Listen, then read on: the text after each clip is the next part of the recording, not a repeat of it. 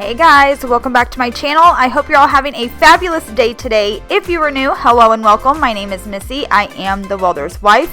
Also, if you are new, don't forget to hit the red subscribe button down below before you leave. I would love to have you as part of my YouTube family. As for today, it is Sunday and it's everyone's favorite day of the week, and that's What's for Dinner Day.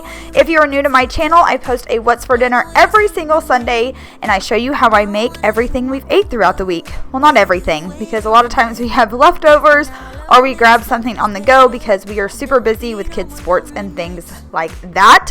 Also wanted to tell you guys, don't forget to follow me over on Instagram. It's just the Welders Wife XO. I post a lot more of my personal life on there, so if you're into that, make sure you're following me over there. And let's hop into today's What's for Dinner.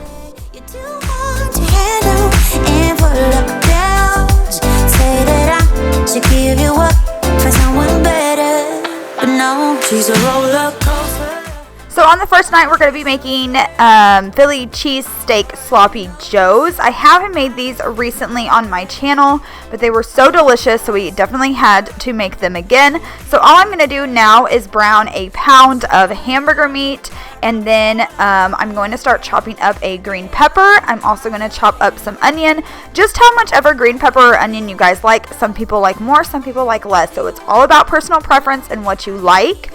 And I'm also going to add those after I chop them up. I will add them as the meat is browning. I feel like it just gives it a really good flavor.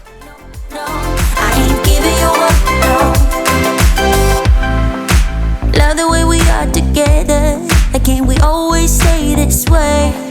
And how I wanna build my whole world with you and no one else.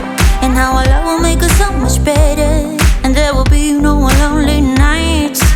Baby, if you let me try, I give you what you want. Now I'm going to add half a cup of beef broth. Last time I had to add a full cup. It just depends on how dry your meat gets and if it soaks it up. So I always start out with half a cup of beef broth, and then if I need more, I'll add it as I go. And then here I'm just going to add 3 teaspoons of A1 sauce. And I don't measure my stuff, you guys. I'm just not like that. I learned how to cook from my grandmother, and so I always pretty much just add whatever I feel like I need, if that makes sense. So, but if you don't know and you are a measurer, it's 3 teaspoons, I'm sorry. And then I'm going to add a little bit of the shredded mozzarella cheese and heat that up. And then that's it. We served ours with some seasoned fries and then just served it on a bun.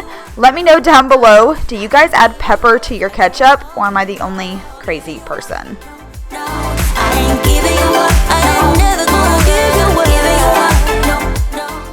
So on the next night, we are just having cube steaks, or like those little hamburger steaks if you don't know what they are. And I just season ours with the Cavender seasoning and the Tony, I think it's like Tony Chacheres. I don't even know if I'm saying that right, but I will leave it down below for you guys. As always, I do leave a shopping list for you guys. I know a lot of my subscribers, what they say they do is take a screenshot of it. That way they have it when they go grocery shopping. So I did want to let you guys know there's always a shopping list down below. And then I'm just going to cook those until they're done. And then I always make my ranch dressing homemade. So it's just a cup of mayonnaise, a cup of milk, and then the dry ranch packet seasoning. And it's so much better than bottled ranch, you guys. I promise you, if you do this, you will never go back. So I just pop that in the freezer because I need it to be quickly. Usually it's just in the refrigerator for 30 minutes. But if you need to speed it up, you can always put it in the freezer and then stir it, as needed. So I also wanted to show you guys this. We are making potatoes and squash. I just fry them up in a pan, and then my husband totally was in the way of the camera, and I totally told him I was going to leave that in the video. I don't think he believed me, but I did. So, and I have no idea what he said there. So anyways, back to the cooking. I just cut up 4 potatoes, and I peeled them, and then some squash, and then I just fry them up in the pan, and then that's what they look like, and that's dinner. We just serve ours with a side of cottage cheese and some of that homemade ranch to dip your steak and potatoes in. Am I the only person that uses ranch to dip our steak in? Like, tell me down below that you love ranch as much as we do.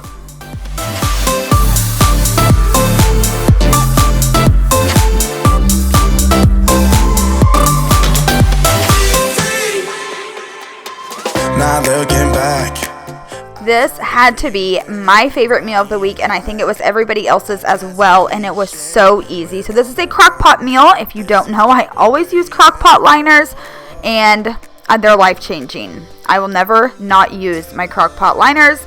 So I have a Crockpot liner in, and then I have 2 pounds of chicken tenderloins in the bottom of it, and then you take a package of stuffing. I use the turkey seasoned stuffing, and I just pour that on top of the chicken tenderloins. And then in a separate mixing bowl, you're going to take a can of cream of celery is what I like to use. If you guys haven't been here for a while, I do not like cream of chicken soup. Those little chunks of chicken, the texture of them or something grosses me out.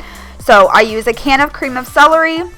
I use a small thing of sour cream, and then you're going to use a 1/3 cup of water, and you're going to mix that all together really well, and then you're going to put that on top of the dry stuffing mix that you have in your crock pot, and then you're going to add a bag of frozen green beans, and then you just leave it on for 6 hours while you're at work on low. It says 6 hours. I left mine on for about 7 hours until I got home from work, and it was completely fine. So you can cook it on high for 4 hours if you're going to do this on a Sunday or something when you're at home or on your day off. So I made a jar of just the turkey gravy and poured it on top of that, and I swear it made a huge difference. I loved it. It was so good. And then I just served it with rolls because you have your veggie in with your chicken stuffing. So that was my favorite meal of the entire week. If you have never tried that, I highly recommend it. It was the best.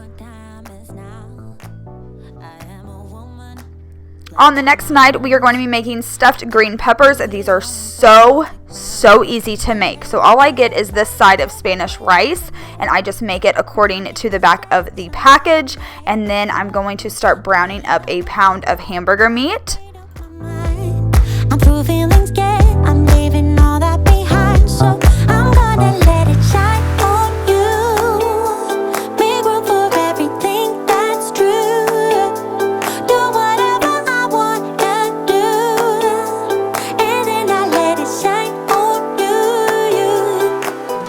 So once the meat is done browning, I didn't really have any grease left in my pan, so I didn't have to strain it. So I just took the seasoning and I poured a little bit into the meat and stirred it around while it was still, cooking, and it was so delicious. I know the back of the packaging says to add water, but this time I didn't because a subscriber had told me to do that and that the meat tasted better, and she was right. It was so good. So that is what I did, and then I took the meat and the rice and I just mixed it all together.